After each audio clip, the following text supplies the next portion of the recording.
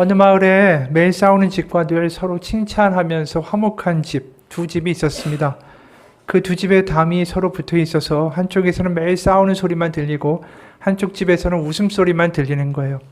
하루는 매일 다투는 집의 가족들이 행복하게 사는 비결, 그 옆집의 그 비결을 알기 위해서 찾아갔습니다. 그리고 물었어요. 저희는 가족끼리 하루가 멀다 하고 서로 다투는데 어떻게 하면 이 집처럼 행복한 마음으로 살 수 있을까요? 그 비결을 좀 알려주실 수 있습니까? 이 질문에 행복한 그 가족의 사람들이 이렇게 대답했습니다. 글쎄요, 특별한 비결 같은 건 없어요. 이상하게도 저희는 다툴 일이 없더라고요. 이 말을 듣고 믿기지가 않으니까 그래도 웃음소리가 끊이지 않던데 매일 좋은 일만 있나 봐요.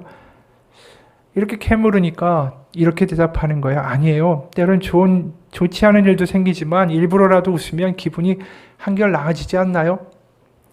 이렇게 얘기를 들으니까 뭔가 이게 종잡히지가 않는 거예요. 그때였는데 쨍그랑하고 행복한 집의 딸이 손님들을 대접하기 위해서 과일을 내오다가 떨어뜨려서 접시를 깨트리고 마른 거예요.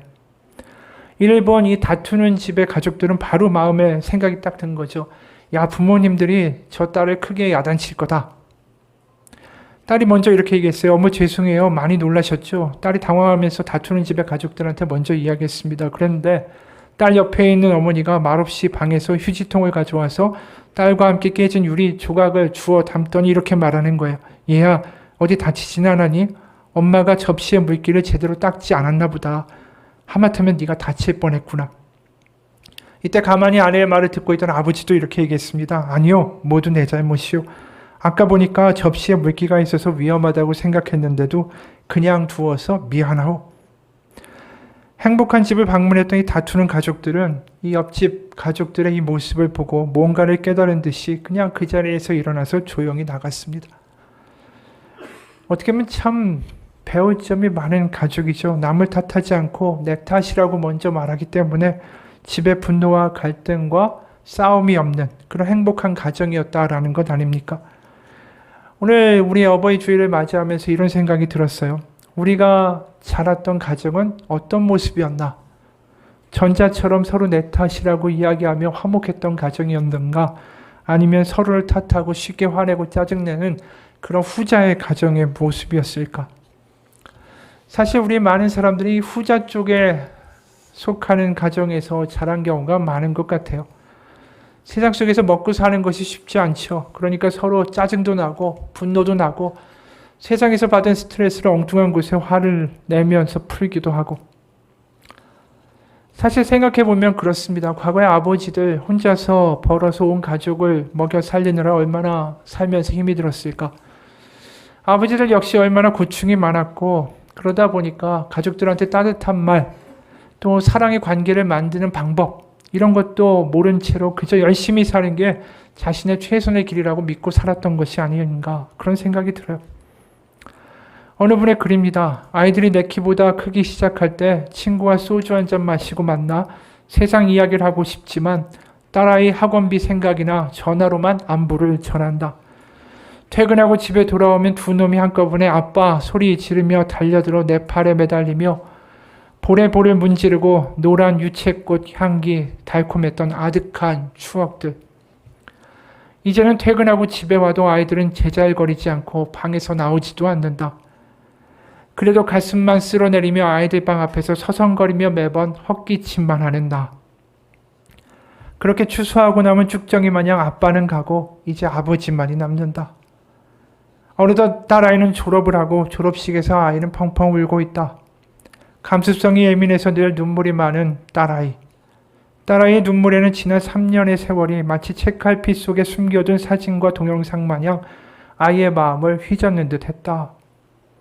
학교 앞 가로등만 아는 청춘의 가슴앓이들, 수학 문제 끙끙거리며 풀다가 마침내 답을 찾아내 손뼉치며 기뻐했던 시간들, 비밀 일기장에 밤새워 써내려간 국어 선생님과의 애틋한 감정마저도 졸업식에서 마치 스냅 사진처럼 눈물되어 딸의 볼에 흐르고 있었다. 딸에게도 가슴 아픈 사연이 타는 목마름처럼 있었다는 것을 울기 전에는 나도 몰랐다. 아이의 청춘도 나름 아프다라는 것을 망각한 채 아버지의 존재감만을 내세워서 닥달했던 부끄러운 시간들. 아가야 미안하다. 이게 감정의 서툴기만 아버지의 마음, 진심 아니었을까? 그러다 보니까 많은 사람들이 자신의 마음을 몰라주고 닥달만 하는 아버지에 대해서 원망하고 섭섭한 기억들도 꽤 많죠. 그건 아버지뿐이 아니에요. 어머니에 대해서도 마찬가지 아닐까요? 때로는 너무나 답답했던 내 엄마, 꽉 막혀서 내가 원하는 것 하나 제대로 해주지 않던 엄마 때문에 창피하기도 하고 속상해하기도 하고 그런 시간들이 우리에게 다 있었죠. 그러면서 우리 마음 가운데 그런 생각도 있었던 것 같아요. 나 엄마처럼 커서는 살지 않을 거야. 나 커서는 아빠처럼 살지 않을 거다. 이런 생각을 했던 순간들도 우리 가운데 있었을지도 모릅니다. 그러나 어느덧 우리가 나이를 먹고 중년의 시간들을 맞이하게 되면 거울 앞에 섰을 때 거기에 내가 보이는 게 아니라 아버지와 어머니의 얼굴이 거울에서 보이기 시작하죠. 나도 모르는 사이에 너무나 닮아가서 나도 아버지처럼 어머니처럼 살아왔고 또 살아가고 있는 내 모습이 거울에서 보이기 시작한다라는 것입니다. 사실 나는 부모님과는 좀 다르게 살 줄 알았는데, 더 멋지게 살 줄 알았는데, 난 더 아이에게 다르게 해줄 줄 알았는데 어느덧 부모님과 똑같아져 버리는 나의 모습이 거울에서 보이는 거죠. 정현영 시인이란 분이 거울 속 아버지라는 시를 썼는데 그 시의 내용이 이렇습니다. 이른 아침 누가 날 부른 것도 아닌데 조용히 일어나 앉았습니다. 덜 깬 잠을 흔들어 깨우려 세면대 앞에 서서 거울을 바라봅니다. 왠지 낯익은 아버지가 내 앞에 서 있습니다. 그토록 닮고 싶지 않았던 아버지가 날 바라보고 서 있는 겁니다. 아버지의 나이가 돼서야 세월의 아픔을 알게 됐습니다. 왜 그렇게 술을 마시고 담배를 피우고 힘들어했는지 이제서 알 것 같습니다. 아버지의 나이가 되어서야 나이의 무게를 알게 됐습니다. 모든 걸 잊고 훨훨 날려버리고 싶었던 것을 이제서 알 것 같습니다. 아버지의 나이가 되어서야 아버지를 이해하고 용서할 수 있었습니다. 거울 속 아버지가 세월의 아픔과 나이의 무게에 지친 얼굴로 날 바라보고 서 있습니다. 오늘따라 괜스레 눈물이 납니다. 이 시는 말합니다. 거울을 보면서 언제부턴가 아버지의 얼굴이 문득문득 자신의 얼굴에 보이고 자신도 아버지를 닮아가고 이해하면서 늙어가고 있다라고 말하죠. 그러면서 왜 이렇게 나이 들고 늦게서야 아버지를 내가 이해하게 됐을까? 조금만 더 빨리 이해했으면 좋았을걸. 우리도 아버지나 어머니와는 다른 부모가 되겠다. 인생을 다르게 살겠다라고 하지만 나이가 들고 세상 살아보고 그러면서 부모의 마음과 입장을 조금씩 알게 되죠. 그래서 우리가 어릴 때 부모님이 늘 하던 말씀 있지 않습니까? 너도 너 같은 자식 낳아서 한번 길러보라고. 여러분, 부모님을 공경한다라는 말 자체가 그런 면에서 다른 게 아닌 것 같습니다. 부모님이 살아온 인생을 그대로 인정해 준다라는 것. 부모님 역시 어려운 환경 가운데서 나름대로 발버둥 쳤던 인생이었다라는 것을 공감하는 것. 그게 공경한다라는 말 아닐까요? 실제로 성경에서도 부모를 공경하라는 말씀은 정말 많이 나오죠. 하지만 성경에서 말하는 그 부모가 항상 멋있고 훌륭하고 근사해서 공경하라고 말하는 것은 아닙니다.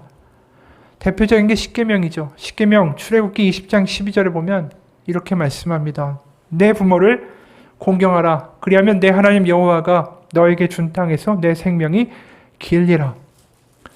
부모를 공경하는 것이 얼마나 중요한 일이라면 이게 십계명 안까지 들어갔을까요? 이게 굉장히 중요하다는 것, 그 이유를 사람들이 많이 생각하죠. 누군가는 이렇게 말해요. 성경에서 그렇게 중요하게 부모를 공경하라고 말하는 이유는 그 부모가 자식에게 신앙의 유산을 물려주고 또 그 자식은 그 자식에게 신앙의 유산을 물려주는, 그래서 대대로 여호와를 경외하는 그러한 가문을 만들고 사회를 만들라, 그런 취지에서 이런 말씀을 하신 것이다. 그런 사회를 꿈꾸면서 하나님이 당부하신 것이다. 왜냐하면 그 당시에 가정이라는 것이 그 사회의 기초단위였기 때문이죠. 고대 사회에서 신앙과 경제적인 모든 결정과 주체는 그 집안의 가장이었고, 그래서 그 가장이 그 결정하는 모든 그 신앙의 올바른 길을 자네들도 따라가라, 이런 취지에서 말씀하신 것이다 라고 사람들이 주장하기도 해요. 그런데 생각해 보면 십계명이 선포되고 이 말씀을 들었던 사람들이 과연 그렇게 근사한 신앙의 사람들이었을까? 아니라는 거죠. 십계명에 대해서 아멘, 그렇게 따르겠습니다라고 대답했던 이스라엘 백성들은 시내산을 출발하죠. 시내산에서 율법을 받았으니까, 십계명을 들었으니까 아멘하고 출발을 했는데 가나안으로 출발하면서 이들이 하나님을 경외하는 삶을 사는 것과는 아주 거리가 멀었습니다. 광야에서 아주 끔찍하고 엉터리의 모습들을 드러내죠. 12정탐꾼을 가나안 땅에 보내고 가면 우리는 그냥 죽습니다. 거기 너무나도 강건한 적들이 있습니다. 이 말을 듣자마자 어떻게 합니까? 모세를 죽이고 우리가 새로운 지도자를 세워서 애굽으로 돌아가자. 그리고 실제로 이 사건 때문에 출애굽 1세대, 그래서 애굽에서 태어났던 1세대 부모들은 38년간의 광야에서 헤매다가 다 죽게 됩니다. 사실 부모를 공경하라는 그 이야기를 들은 이후에 그 부모들이 보여준 행태들은 정말 끔찍했어요. 불평하고 하나님을 계속 실망시키고. 생각해 보세요. 그런 부모들이 자식들에게 무슨 신앙의 유산을 물려줄 수가 있겠어요. 모세와 아론에게 모반을 일으키다가 하나님이 지진을 내리셔서 거기에 깔려 죽은 부모가 있고, 만나가 지겹다고 불평하다가 메추라기 막 허겁지겁 먹다가 또 죽은 부모가 있고, 안식일을 안 지켜서 죽은 부모가 있고, 금송아지를 숭배하다가 죽은 부모도 있을 거고, 12정탐꾼의 보고를 받고 모세를 죽이겠다고 돌을 들었던 부모도 있을 거고, 도대체 그런 부모에게 무슨 신앙의 유산을 물려받겠다고 부모를 공경하라고 하는가? 하나님은 그걸 다 모르셨을까? 그 부모들의 신앙이 얼마나 얄팍한지를. 아니죠. 우리가 하나님이 부모를 공경하라고 말씀하실 때 부모가 근사하고 훌륭하고 신앙의 본이 돼서 공경하라는 게 아니라 우리 모두는 죄인이고 연약하고 아버지나 어머니나 나나 다 예외 없는 하나님 앞에 연약한 죄인이라는 사실을 인정하라는 것이죠. 그래서 부모를 탓하기보다는 나도 그 어려운 세월을 살며 부모와 다를 바가 없었겠지. 부모도 연약한 사람이고 죄인이고 나도 역시 연약한 죄인일 뿐이다 라는 걸 깨닫는 것, 그게 우리 마음 가운데 있을 때에 우리는 부모를 공경할 수 있다라는 결론에 이르게 되지 않을까요? 거울의 앞에 선 자신의 모습에서 그 싫던 아버지의 모습을 발견한다는 그 시인의 고백처럼 우리의 연약함을 부모를 보면서 같이 느끼게 될 때 그런 사람만이 부모를 공경할 수 있는 거죠. 그렇기 때문에 성경에서 보면 훌륭한 부모들이 많이 등장한다기보다는 문제 있는 부모들도 참 많이 등장합니다. 우리가 다윗, 위대한 왕 아닙니까? 성경에서 하나님의 마음에 합한 자. 근데 그 사람이 훌륭한 부모였을까요? 생각해보면 아닌 것 같아요. 배다른 자식들이 여럿 있었죠. 근데 배다른 자식들끼리 간음이 일어나고 살인이 터지고 그럴 때 다윗이 별다른 조치를 취하지 않습니다. 나중에는 자식 중에 압살롬이라는 자식은 자신을 죽이겠다고 모반까지 일으켜요. 다윗이 정말 좋은 부모였을까? 그렇진 않은 것 같아요. 그럼 솔로몬에게도 좋은 부모였을까? 아니었을 것 같아요. 그럼 솔로몬 역시 좋은 부모였을까? 아니라는 거죠. 그가 왕권의 초기에는 참 좋았습니다. 하나님께 내가 백성을 다스릴 만한 하나님의 지혜를 주십시오. 하나님이 그것을 보고 솔로몬을 기뻐하셨다라고 해요. 그런데 나라가 강성해지기 시작하고 이른바 제국처럼 넓은 땅덩어리를 갖게 되죠. 그가 한 게 뭡니까? 주변의 여러 왕국들의 왕족들을 자신의 아내로 취하기 시작하고 그 아내들이 자기 고국 땅에서 가져온 우상들을 가져다가 신상을 만들고 숭배할 때 거기에 참여하기까지 합니다. 열왕기상 11장 4절에서 8절이에요.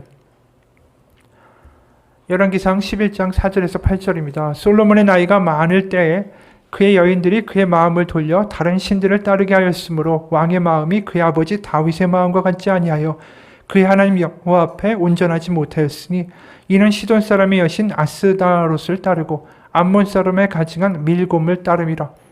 솔로몬이 여호와의 앞에서 악을 행하여 그의 아버지 다윗이 여호와를 온전히 따른 같이 따르지 아니하고 모압의 가증한 금오스를 위하여 예루살렘 앞 산에 앞에 산당을 지었고 또 암몬 자손의 가증한 몰록을 위하여 그와 같이 하였으며 그가 또 그의 이방 여인들을 위하여 다 그와 같이 한지라. 그들이 자신들의 신에게 분향하여 제사하였더라. 그러니까 이게 신앙적으로 뭔가 믿음의 유산을 줄 수 있는 솔로몬은 아니었다라는 거죠. 그런데도 성경은 네 부모를 공경하라고 말해요. 우리도 마찬가지예요. 나는 내 아버지하고처럼 살지 않을 거야. 내 어머니처럼 살지 않을 거야. 그렇게 말하고 있는 우리에게 성경은 똑같이 말하죠. 네 부모를 공경하라고. 우리가 앞서 말한 것처럼 부모님이 훌륭하든 그렇지 않든 간에 우리도 나이가 들면서 알게 되죠. 우리도 내가 닮기 원하지 않았던 부모님의 얼굴로 늙어가고 있다.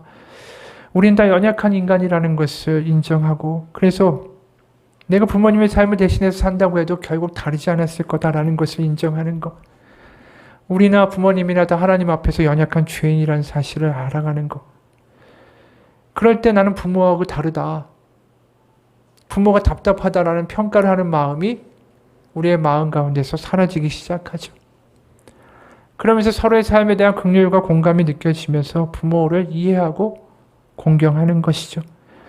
김혜란의 두근두근 내 인생이라는 소설이 있어요. 이 책에서 보면 17살의 어린 나이에 부모가 된 한 아버지가 등장하고, 조로증이라고 너무나도 이제 쉽게 어린 나이에 이제 늙어가는 병에 걸린 16살 아들의 이야기가 등장합니다. 이 병원에 입원한 이 조로증에 걸린 아들이 쓴 글의 한 대목이에요. 아버지가 묻는다. 다시 태어나면 무엇이 되고 싶냐고. 나는 큰 소리로 대답한다. 아버지, 나는 아버지가 되고 싶어요. 아버지는 또 묻는다. 더 나은 게 많은데 왜 당신이냐고. 나는 수줍어서 조그맣게 이렇게 말했다. 아버지, 나는 아버지로 태어나 다시 나를 낳은 뒤에 아버지의 마음을 알고 싶어요.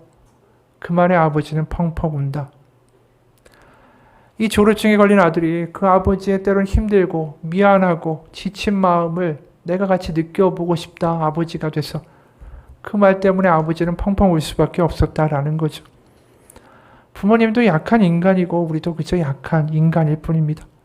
서로의 마음을 헤아려 줄 때 우리는 울 수밖에 없다라는 거죠. 아까 거울을 문득 보면서 아버지가 보여서 괜스레 눈물이 난다라는 시인의 고백이 이걸 말하는 거 아닐까요? 어버이날은 누굴 원망하고자 하는 날이 아닙니다. 인생을 먼저 살아간 부모님, 그 마음에 어떻게 회한과 후회가 없겠어요? 그 인생을 그저 공감하고 우리 모두 다 연약한 존재라는 것을 받아들이면서 공감하고 긍휼로 나아가는 날이 어버이의 주일이 돼야 되는 것이 아닐까라는 생각이 들었습니다. 근데 부모를 공경하라 라는 말씀이 우리 모두 다 연약하니까 너희 부모도 연약하고 공감하며 긍휼하라 라는 그 수준에서만 끝날까? 그렇지는 않은 것 같아요. 왜냐하면 우리가 다 죄인이고 못나고 그러면서 서로 상처 주기도 하고 아파하기도 하고 그런 모습으로 계속 살아가라고 하나님이 원하실 리는 없는 거 아니겠습니까? 부모를 공경하라는 말에서 우리는 또 다른 하나님의 의도를 발견하게 되죠. 그것은 부모님이 자신의 인생을 살아오면서 겪었던 후회와 회환과 이 아픈 것들을 들을 수 있는 마음이 좀 되어보라는 뜻이기도 합니다.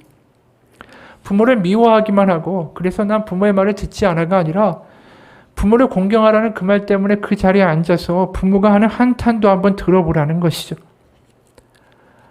우리가 인생을 살면서 정말 강건하고 건강할 때는 자신감이 있습니다. 난 부모처럼 안 살아. 그런데 우리가 늙어가시는 부모님을 보면서 어느덧 손에 다리에 힘이 빠져가는 부모님을 보면서 느끼는 것은 뭐냐 하면 우리도 다 역시 그렇게 될 거라는 것을 알게 되는 거죠. 부모님이 인생을 살아오면서 정말 내가 인생 이렇게 살면 다인 것 같고 이렇게 하면 내 마음대로 되는 것 같고 이게 성공이라고 생각했는데 그게 아니더라 하는 그 말도 우리를 인도해 줄 수 있는 하나님의 나침반이 될 수 있다라는 것입니다. 여러분, 우리가 인생을 오래 살 것 같죠. 하지만 부모님을 보면서 느끼는 게 있어요. 어느덧 너무나도 늙어버린 부모님, 어느 순간에 기운이 없어서 잘 걷지도 못하는 부모님을 보면서 우리는 깨닫습니다.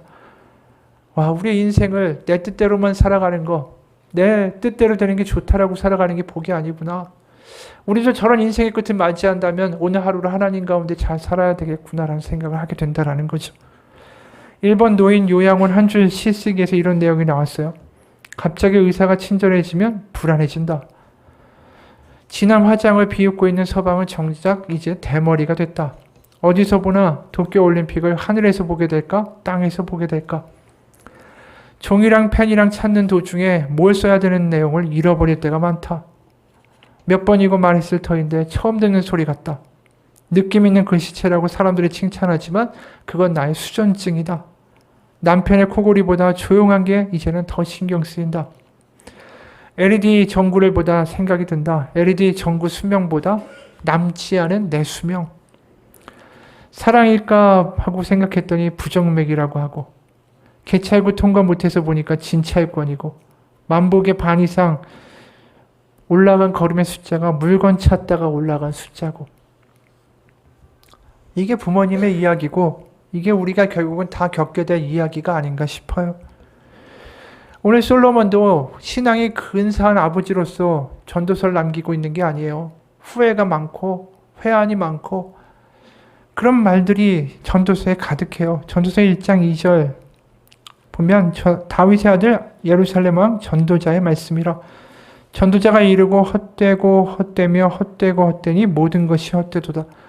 솔로몬이 자식에게 또 우리에게 주는 그 토로의 유언은 결국 뭐예요? 자신의 인생은 다 헛되다라는 것입니다. 신앙으로 완벽한 부모만이 좋은 신앙의 유산을 물려주는 게 아니라는 걸 보게 돼요. 어떻게 보면 신앙에 실패한 솔로몬이 더 큰 신앙의 경종을 올려주고 있는 것은 아닌가라는 생각이 듭니다.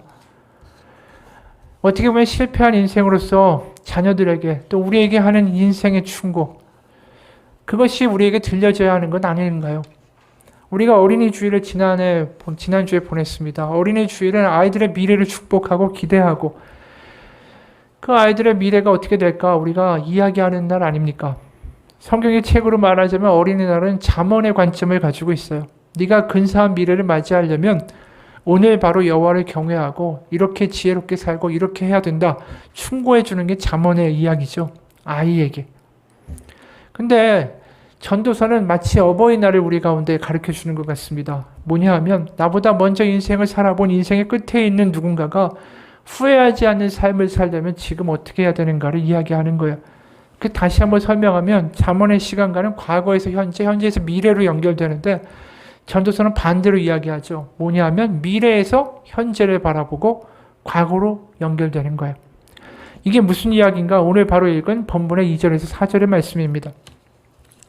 초상집에 가는 것이 잔치집에 가는 것보다 나으니 모든 사람의 끝이 이와 같이 됨이라. 산자는 이것을 그의 마음에 둘지어다. 슬픔이 웃음보다 나음은 얼굴에 근심하는 것이 마음에 유익하기 때문이니라. 지혜자의 마음은 초상집에 있으되 우매한 자의 마음은 혼인집에 있느니라. 한마디로 요약하면 인생의 잔치집, 결혼식, 돌잔치 이런 것보다 초상집이나 장례식에 가보는 게 너에게 더 많은 교훈을 줄 것이다 라고 말하는 거죠. 그러니까 내 인생이 그냥 계속 잘 되고 모든 것이 펼쳐지고 모든 것이 장미빛 같고 이런 게 아니라 바로 우리의 인생의 끝인 죽음에서 지금의 현재를 바라보고 살아보면 다르게 보인다라는 뜻이에요. 전도서는. 바로 우리의 부모님이 인생을 살아보고 우리에게 해줄 수 있는 말이 아닌가 싶어요. 실패한 인생을 살았던 솔로몬이 자식 같은 우리에게 하는 말은 이거예요. 죽음이란 인생의 끝에서 지금을 보면 내가 오늘 어떻게 살지가 분명하게 보인다라는 거죠. 인생은 너무나 빨리 흘러간다라는 거예요. 제가 사회생활을 할 때 아침에는 새벽에 장례식장에 갔다가 점심때는 결혼식장에 갔다가 저녁에는 돌잔치에 간 날이 있었어요. 정말 희한하게 다 겹쳤는데 하루에 모든 사람의 인생을 다 겪어본 것 같은 느낌이 들더라고요. 나이 든 분들한테 한번 물어보세요. 100이면 100다 이렇게 얘기하세요. 눈 한번 감았다 뜨니까 인생 끝이더라. 이게 부모님의 말 아닐까요? 여러분, 우리가 오늘을 살기에 급급하고 힘들고 지치고 눈앞에 있는 거 따라가기에 나의 욕심이 전부인 것처럼 살아갔지만 부모님을 한번 바라보세요. 미래를 바라보세요. 그럼 내가 오늘 어떻게 살아야 될까? 후회하지 않는 인생을 살려면 어떻게 해야 될까? 부모를 공경하는 사람은 그거 알게 돼요. 부모를 공경하라는 것이 어떤 도덕적인 도덕률을 이야기하는 것이 아니라 부모를 공경하는 사람은 부모의 앞에 서서 부모의 얼굴을 제대로 바라보는 사람은 우리가 죄인이지만 동시에 우리가 오늘 하루를 어떻게 살아야 되는가, 오늘을 살아갈 수 있는 깨달음이 있게 된다는 거죠. 오늘 전도서는 그렇게 이야기합니다. 바로 죽음의 끝에서 미래에서 오늘을 바라보며 살아갈 때에 우리 가운데 깨닫게 되는 건 내가 하나님을 잘 믿어야 되겠구나. 그리고 오늘 하나님 가운데 살아가야 되겠구나. 내가 오늘 더 사랑해야 되겠구나를 더 느끼게 될 수밖에 없다라는 거예요. 호스피스에서 봉사자로 활동하는 유애옥 씨라는 분의 이야기예요. 병원에 들어온 당관한 말기 여성분이 있었습니다. 그분은 남편과 사이가 좋지 않았습니다. 2주 동안의 호스피스 병원 입원 기간 내내 남편은 병상의 아내를 단 2번만 찾아갔죠. 그분이 숨을 거두던 날의 일입니다. 남편과 아이들이 그 아내의 임종을 지켜보면서 또 찾아왔습니다.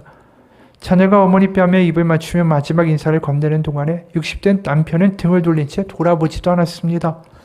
지켜보던 유해옥 씨가 남편의 손을 잡고 말했습니다. 선생님, 사모님께 한마디만 해주세요. 사랑했다고, 고마웠다고. 한사코 거부하던 남편이 아내를 향해 사랑했소라고 말했습니다. 말을 마친 후 남편은 아내의 얼굴을 몇 분 동안 말없이 쳐다봅니다. 그러다가 내가 미안하오, 잘못했소. 남편은 바닥에 털썩 주저앉았고 호스피스의 병동은 남편의 울음소리로 가득 찼습니다. 그동안 인생을 다른 곳을 바라보며 달리고 낭비했던 자신이 아내에게 너무 미안했던 거죠. 대장암 말기로 입원한 여성분도 있었습니다. 그분은 큰아들이 7살 때 이혼하고 2 남매를 의붓 어머니에게 맡겼답니다. 임종을 앞두고 아이들이 보고 싶었지만 내가 무슨 면목으로 아이들을 보겠느냐며 망설이던 차였습니다. 봉사자인 유애옥 씨가 권했습니다. 어머니 하나도 안 늦었어요. 계속 전화하세요. 전화해서 사랑한다고 말하세요. 10번 통화 끝에 아들과 딸이 전화를 받았죠. 미안해, 엄마가 잘못했어. 사랑했어. 엄마 죽은 다음에도 계속 사랑할게. 결국 아이들은 10년 만에 만난 친엄마의 임종을 지켰습니다. 마지막 선물로 은목걸이를 목에 걸어줬고 엄마의 이마와 볼에 입을 맞췄죠. 또 평생 번 돈을 동생에게 빌려주고 돌려받지 못한 언니는 죽을 때까지 동생을 보지 않겠다라고 말했지만 그 많은 돈 한 푼도 가져갈 수 없다라는 이 봉사자 유해옥 씨의 설득에 동생을 용서했고 수년 만에 재회한 자매는 사랑이라는 말만 주고받으며 눈물을 쏟았습니다. 이 유해옥 씨가 말합니다. 결국 마지막 순간에 우리가 남는 건 사랑뿐이라는 진실을 알게 될 뿐입니다. 이분의 이야기를 보면서 우리는 그런 생각을 하게 되죠. 우리가 부모님을 보면서 깨닫게 돼요. 내가 후회하지 않은 인생을 살아야 되겠다. 우리도 결국은 인생의 끝이라는 것이 있게 되고 결국 오늘 우리가 하나님 안에서 하나님을 잘 믿고 서로 사랑하면서 사는 것만큼 귀한 것이 없겠구나. 그런 것들을 우리가 부모를 공경하면서 알게 되는 거죠. 그런데도 우리가 그걸 잘 못 느껴요. 그냥 세월을 흘려보내고 오늘을 살아갈 수 있는 능력을 잃어버린 채로 때로는 분노하고 때로는 화내고 때로는 그저 멍하게 하루를 보낼 때가 많습니다. 그리고 부모님에게도 쉽게 화를 내죠. 왜 이렇게 한 얘기 또 얘기하게 만들고 왜 이렇게 내 말 못 알아듣느냐고. 박노해 시인의 세상이 조용해져 버린 날이라는 시가 있는데 시가 이렇습니다. 평생 지긋지긋하던 잔소리가 툭 갑자기 너무 조용해져 버린 날. 이래라 저래라 들려오던 소리가 메아리도 없이 적막해져 버린 날. 귀찮기만 하던 전화벨도 끊기고 세상이 너무 고요해져 버린 날. 아, 우리가 이 지상을 동행했었구나. 그러다 영영 떠나가 버렸구나. 이 생에 몇 번쯤 오롯이 마주보며 당신의 숨은 아름다움과 노고와 귀하고 빛나는 구석을 말해주지 못해 미안하고 서럽고 애달고 그리워서 갚을 길 없는 부채감만 안겨놓고 당신께서 영영 떠나가 버렸구나. 갈수록 기억의 윤곽은 안개 같지만 한 번 더 나를 안아주고 갔으면 불현듯 울음이 북받치는 사람, 그게 엄마야, 그게 아빠야. 가난하고 모자라고 잘해주지 못했다 해도 나의 날개가 돋아나 혼자 하늘을 날 때까지 먹여주고 재워주고 품어준 것으로만 충분한 한 인간에게 그토록 위대하고 절대적인 존재, 그게 아빠와 엄마라는 이름의 존재야. 당신은 내게 그런 하늘 같은 존재야. 부모님이 돌아가시고 나서야 갑자기 세상이 조용해져 버렸다라고 이 시인은 말하죠. 맞습니다. 우리의 인생이라는 게 그렇게 지나가요.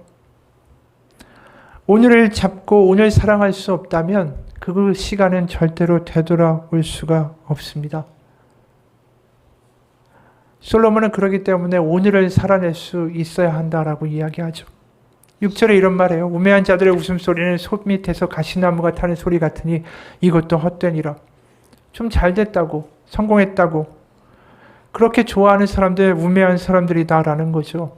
결국 어느 끝을 향해 달려가는지도 깨닫지 못한 채 다 어리석은 짓이라는 거예요. 그런데도 우매자들의 웃음소리가 너무나도 부러워서 그들이 잘 되는 게 셈이 나서 나도 저 사람처럼 돼야지, 남보다 더 가져야지, 잘 나가야지, 인정받아야지, 그렇게 욕심부리면서 뛰어가는 그 길은 허무할 뿐이다. 그게 7절이에요. 탐욕이 지혜자를 우매하게 하고 뇌물이 사람의 명철을 망하게 하느니라. 그렇기 때문에 오늘을 살아갈 수 있는 사람은, 세상의 끝에서 오늘을 바라볼 수 있는 사람은 분노하거나 부러워할 게 없다. 그게 9절이에요. 급한 마음으로 노를 바라지 말라. 노는 우매한 자들의 품에 머무름이니라. 내 뜻대로 되지 않는다고 분노하지 말라는 거예요. 하나님 안에서 살면 내 뜻대로 좀 안 되면 어때요? 하나님이 인도하시겠지. 그냥 감사하고 오늘을 살아낼 수 있는 사람이 되라는 거죠. 자신의 인생의 말년이 돼 보니까 분노하고 씩씩대고 잠 못 이루고 아무 소용이 없더라. 내가 신앙으로 엉망이었지만 너한테 해줄 말은 이 말뿐이야. 이게 이 늙은 부모가 해주는 말 아니겠어요? 솔로몬이 보니까 이런 말 하는 사람도 보여요. 10절이에요. 옛날이 오늘보다 나은 것이 어찌미냐 하지 말라. 이렇게 묻는 것은 지혜가 아니라 80년대 90년대가 좋았지, 과거가 좋았지, 그렇게 얘기하는 것도 솔로몬은 옳은 게 아니다라는 거죠. 왜요? 과거를 바라보면서 과거에 대한 향수를 가질 시간에 차라리 내가 하나님 앞에 설 미래에 내가 어떻게 설 수 있을까? 내가 하나님 앞에 설 때 어떤 모습이 될까? 오늘을 어떻게 살까? 이제 생각하는 것이 훨씬 더 지혜로운 것이다 라는 것이죠. 여러분, 우리가 한 달 후에 이 땅을 떠난다면 과연 어떻게 살겠어요? 달라지겠죠. 천주교 성 프란치스코가 설립한 작은 형제라는 카푸친 수도회가 있는데 여기 지하 납골당이 있습니다. 가보면은 거기에 카푸친 수도사들의 유골 4,000구를 가지고 정교하게 장식한 공간이 펼쳐져요. 거긴 십자가도 전등도 탁자도 눈에 보이는 게 다 해골이랍니다. 그 해골을 보면 거기에 방문한 사람들이 느끼는 게 이거죠. 우리도 당신처럼 살 때가 있었다. 하지만 당신도 우리처럼 될 것이다. 그래서 이 카푸친 수도회의 수도사들이 나누는 인사말이 뭐냐면 모멘토 모리라는 말이요. 당신의 죽음을 기억하십시오. 오늘 솔로몬의 이야기는 늙은 부모님이 우리 가운데 회한을 가지고 하는 말처럼 들려요. 우리 인생의 선배가, 우리의 부모가 우리에게 이런 말을 해주고 있다는 거죠. 후회하지 않으려면 이렇게 살아야 된다. 사랑하고 오늘을 살아라. 아쉽게 인생을 떠내려 보내지 말고 남 부러워하고 욕심내고 분노내면서 과거가 좋았다고 향수병에 걸리면서 시간 쓰지 말고 오늘 사랑하고 오늘 하나님 더 잘 믿고 살아가라. 신앙에 실패했지만 부모로서 하는 솔로몬의 이야기가 부모를 공경하는 자녀에게 들려지는 말 아닐까요? 이 말이. 여러분, 그러기 때문에 거울을 보면서 거기서 우리 아버지 어머니 얼굴을 발견하는 중년의 나이가 됐다면 우리는 솔로몬의 이야기가 들려야 돼요. 오늘을 다르게 살아가는 삶이 되기를. 그래서 부모님과 같은 후회 많은 인생으로 끝내는 것이 아니라 나도 역시 죄인이고 연약하지만 나는 하나님을 잘 믿고 하나님 안에서 사랑하면서 오늘을 살아야겠다. 그런 결단을 하는 우리의 삶이 되길 원합니다. 그래서 우리가 거울을 볼 때 우리 부모님의 얼굴도 보이지만 동시에 뭐가 보였으면 좋겠습니까? 하나님의 형상을 닮아가는 내가 보였으면 좋겠어요. 고린도후서 4장 16절에 사도 바울이 이렇게 얘기합니다. 우리가 낙심하지 아니하노니 우리의 겉사람은 낡아지나 우리의 속사람은 날로 새로워지도다. 사도 바울이 거울을 보면서 늙어가는 자신의 모습을 보죠. 하지만 동시에 그 거울 속에서 뭘 봅니까? 날마다 새로워지는 자신의 속사람을 볼 수 있다라고 이야기하는 거예요. 여러분, 하나님이 우리 가운데 그 아들을 보내심은 맏아들이신 그 예수님을 따라 우리가 하나님의 형상을 회복하기를 원하셨기 때문에 아들을 보내신 것입니다. 우리의 얼굴이 하나님의 형상을 조금씩 닮아갔으면 좋겠어요. 그게 우리의 인생을 먼저 살아본 솔로몬의 우리를 향한 당부입니다. 부모를 공경하라는 오늘의 이야기가 추상적으로 들리지 않았으면 좋겠습니다. 우리가 다 죄인이고 허물 많고 우리 부모나 나나 다 연약한 존재라는 것을 느끼고 그리고 그 부모님에 대한 공경과 공감과 긍휼을 가지고 사십시오. 그리고 동시에 부모님이 하는 이야기들을 들어보세요. 인생을 잠깐이더라. 인생 눈 한 번 감았다 뜨니까 끝이더라. 그 말이 들려지면 오늘도 사랑하시고 오늘도 하나님 잘 믿고 신앙생활 하시기를 바랍니다. 그게 우리가 부모님의 날, 어버이의 날 깨달아야 되는 거 아닐까요? 한 이야기로 오늘 마치겠습니다. 난 브리타니 베빈이라는 학생의 장례식을 평생 잊을 수 없을 것 같다. 그 학생은 17살에 부모 자동차 사고로 떠났다, 세상을. 비록 짧은 생을 살다 갔지만 브리타니는 알수록 배울 점이 많은 학생이었다. 그 부모가 보여준 일기장을 통해 그녀에 대해서 많은 걸 알게 됐다. 가장 최근의 마지막 일기는 죽기 전날 밤에 쓴 것이었다. 그 일기에는 하나님께 쓴 다음과 같은 기도문이 포함되어 있었다. 끝없는 구멍을 메울 수 있는 평안이 오직 주님께만 있습니다. 그런데 그 평안을 어떻게 얻을 수 있을까요? 당신은 구하라. 그리하면 너에게 주실 것이오라고 말씀하셨습니다. 그래서 그 평안을 제게 주실 거라고 믿고 구합니다. 그 복을 저에게 주시고 저를 채워주십시오. 당신의 사랑을 알게 해주시고 그래서 그 사랑으로 주변에 있는 고통을 당하는 이들을 바라보며 구경만 하지 않고 그들을 위로할 수 있도록 해주십시오. 새로운 한 주가 다가오고 있는 지금 저의 가장 간절한 기도는 그겁니다. 제가 가는 길에 상심하고 힘든 사람들을 보내주시고 제가 주님의 사랑으로 그들의 고통을 치유할 수 있도록 제 안에 주님을 가득 채워주시기를 구합니다. 그러던 브리타니가 죽기 전에 은행 계좌 하나를 개설했죠. 아버지가 그 계좌를 닫으면서 확인해 보니까 자동 이출금 내역이 하나밖에 없었습니다. 출금인은 빈민 아동을 돕는 컴패션 인터내셔널이었어요. 그렇게 살던 딸의 장례식 때 그 브리타니의 아버지는 앞으로 나와서 딸의 친구들에게 이렇게 말했습니다. 딸애가 죽던 날 그 애가 무슨 옷을 입었는지 중요하지 않았습니다. 그 애의 친구들이 누구인지도 중요하지 않았습니다. 그 애가 어느 대학에 갈지도 중요하지 않았습니다. 그 애가 어떤 차를 몰았고 어떤 집에 살았는지도 중요하지 않았습니다. 그 애가 학교에서 몇 점을 맞았는지 몇 등을 했는지 축구 시합에서 몇 골을 넣었는지 그것도 중요하지 않았습니다. 오직 그 애가 그리스도를 믿고 예수님을 구주로 알았다는 그 사실만이 중요했습니다. 그러면서 이렇게 말했어요. 오늘 죽으면 무엇으로 기억되고 싶습니까? 우리의 내일이라는 것은 장담할 수 없는 것이니 내일까지 기다리지 말고 오늘을 살아내라고 당부했어요. 그들 학생들뿐 아니라 그 자리에 모인 모든 사람들은 바로 오늘이 얼마나 중요한지를 깨닫고 돌아갔답니다. 여러분, 오늘을 하나님 안에서 어떻게 살 것인가를 생각해 보십시오. 오늘 부모님을 공경하라는 말은 다른 게 아닙니다. 우리가 죄인이고 허물이 많은 존재지만 오늘 하나님 안에서 다르게 살아내는 삶을 살라라는 이야기예요. 나중에 후회하지 않는 오늘을 살아갈 수 있는 우리가 되기 원합니다. 하나님의 형상을 닮아가는 우리가 되기 원합니다. 주님이 도와주실 거예요. 거울에 비친 나를 보면서 내 형상을 닮은 내 딸아, 내 아들아 이렇게 기뻐하기 원하시는 것이 바로 하나님의 마음이시기 때문입니다. 우리의 인생의 끝에서 내 인생 정말 하나님 안에서 복된 인생이었습니다라고 고백하고 이 땅을 떠나갈 수 있는 그런 삶을 살기 원합니다. 어떤 분이 작관 아버지를 뒀는데 그분에 대해서 이렇게 이야기해요. 작관 아버지는 신실한 믿음을 가지신 분이었다. 그분이 돌아가시기 전에 마지막 유언을 이렇게 하셨다. 25년 전쯤에 너의 엄마와 내가 처음으로 성지순례를 마치고 돌아왔을 때였어. 공항에서 택시를 타는데 네 엄마 친구가 공항 유리창을 통해서 비행기를 기다리고 있는 사람들을 보더니 이렇게 소리치는 게 아니겠니? 와 보세요. 우리 아이들이 지금 기다리고 있네요.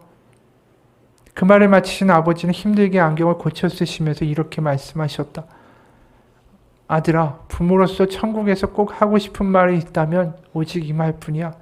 와 보세요. 우리 아이들이 지금 여기 왔네요. 어버이 주일 우리 가정이 하나님 안에서 나중에 천국에서 모두 다 만날 수 있는 믿음의 삶을 살아가는 가정이 되기를 주님의 이름으로 축원합니다. 기도하겠습니다. 하나님 아버지, 부모를 공경하라는 말을 어느 순간 도덕처럼 듣게 되는 우리입니다. 하지만 부모님을 긍휼히 여길 수 있는 우리 모두 다 연약한 존재라는 것을 깨닫는 믿음의 삶이 우리가 되기 원합니다. 우린 모두 다 죄인이고 허물 많은 사람입니다. 하지만 하나님을 바라보며 오늘 하루를 하나님과 동행하며 살아갈 때에 우리는 후회하지 않은 인생이 될 것이라고 솔로몬은 우리에게 말해주고 있습니다. 부모님처럼 늙어갈 우리의 삶, 나중에 후회되지 않는 삶이 될 수 있도록 하루하루를 하나님 가운데 살아가고 더 사랑하고 용서하며 하나님 가운데 걸어갈 수 있는 우리 인생 되게 하여 주옵소서. 예수님의 이름 받들어 기도합니다. 아멘.